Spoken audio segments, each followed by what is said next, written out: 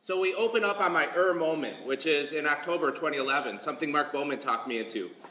This isn't only the first time I was ever in a kayak my entire life, it's the first time I was ever in the Cal-Sag Channel. And people thought I was crazy. That I was going to roll over and come back with like 3 fingers, 2 heads, and who knows what might happen to me. And I was changed. They were right, I was transformed. I became a Cal-Sag monster. I became the creature from the Cal-Sag. I became so bloody in love with this channel that I was going to drag the rest of my town to this waterfront and let them experience it. Once you got in, you realized how special this place really was. I wasn't the first to figure it out by far. People were far crazier than me. This is 1959. They were putting themselves in harm's way here. This was a pretty dirty canal probably at that point. But it taught us something, that the Cal-Sag could be a place for recreation, it could be a place of destination, and it could be a place of transformation for a community like Blue Island. Fast forward 50 years from the last image, 2009, this is something Mary Polson made happen for us. Bringing regattas to Blue Island, Division I schools, Dartmouth, out on the Cal-Sag. What a change we're starting to see here. This wouldn't happen without the Cal-Sag Trail either, which was the first to really tell us that this thing mattered. Blue Island's always been a canal town. We put our heart right there above the canal. The canal's right in the center of our town. This image tells you everything you need to know about Blue Island. Not a whole lot of money, too much heart, but a place that really cares and values its past. And it's a time now of that rediscovery. This is maybe Blue Island's golden era, 1955.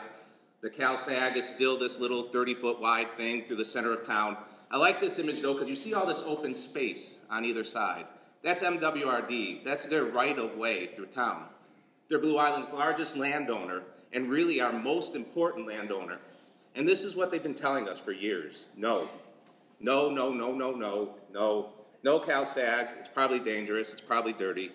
A lot of fences. This is what we're really trying to strive to change in Blue Island when we think about transformation. Changing the message that we send to our residents and to our visitors about our waterway.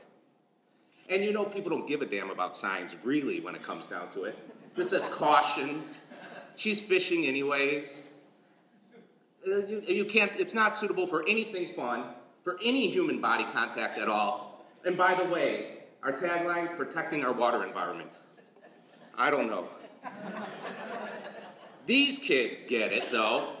If you live in Blue Island, you might know this area as the Rocks. It's one of the sort of unclaimed parts of the waterway that hasn't been fenced in, and one that we keep returning to as an opportunity because, again, I guess the kids sort of led the way and let us know that this stuff is fun and people are interested in it. So this is how we're starting to see signs. You know, Steve showed us some Cal-Sag Trail signs. We also have waterway trail signs done with the Forest Preserve, Open Lands, National Park Service, inviting people into that water, telling people that water is safe for enjoyment. You know, what does that trail look like? This image Mark showed as well, that's me and a megaphone over there in the corner. This is the first time we sort of led a guided tour of the Cal-Sag Trail. And since then, it's become a almost annual event. I led a workshop for the APA National Conference. I had planners from Connecticut to LA in the Cal-Sag Channel.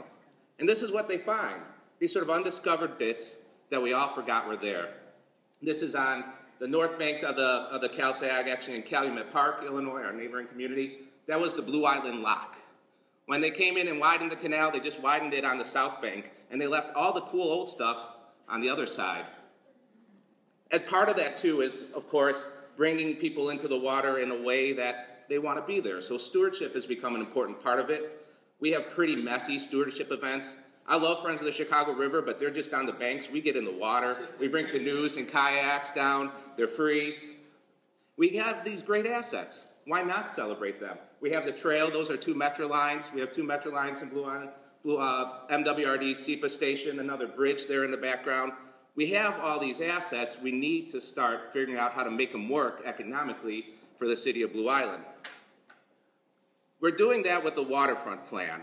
We started this in 2013, and its attempt to transform that MWRD, that Cal-Sag corridor, that no corridor, into a place of celebration, economic development, all the things you hear across the way. So taking that SEPA station and putting it as a backdrop for development. The bridges, of course, are important for Blue Island. There's 15 bridges in Blue Island alone, a small town of 4 square miles, 15 bridges, because the Cal-Sag divides us in half, north and south, so they're really important for us. This is the Chatham Street Bridge. It's closed right now, but it's going to be repurposed for the Cal-Sag Trail, and we can't wait for that to happen. So in the waterfront plan, we start showing people what this might look like, because there's still people in Blue Island that can't imagine that we would actually do this. They don't realize that they're sitting on waterfront property, and people all over the world love water. So showing them a little bit about what we could do on a bridge, how we could bring people to that waterfront safely. Here's one of our most exciting opportunities. This is at a park called Phase Point. The Little Calumet River meets the Cal-Sag Channel, and this is a Millennium Reserve priority project. Build the Blue Island Boathouse and Rowing Center. Uniquely, this is the only piece of land on the water that Blue Island owns. We're also, what old is new, finding people reclaiming the land, rediscovering the land in all sorts of ways. This is urban agriculture, the Blue Island Organic and Sustainable Farm. They'll have a CSA available this summer. You could get produce from the Cal-Sag. If you look close, there's a bridge, that arch in the background. We can never escape that in Blue Island. And I'll end with a plug for my friends. They called me today and said, Jason, do you want to smell hops boiling? We start brewing tomorrow. So tomorrow, the first beer brewed in Blue Island since Prohibition, since the Blue Island Brew Company closed in 1921, starts. So pretty soon you could raise a glass, it won't be this, and celebrate what we celebrate in Blue Island, changing channels. Thank you.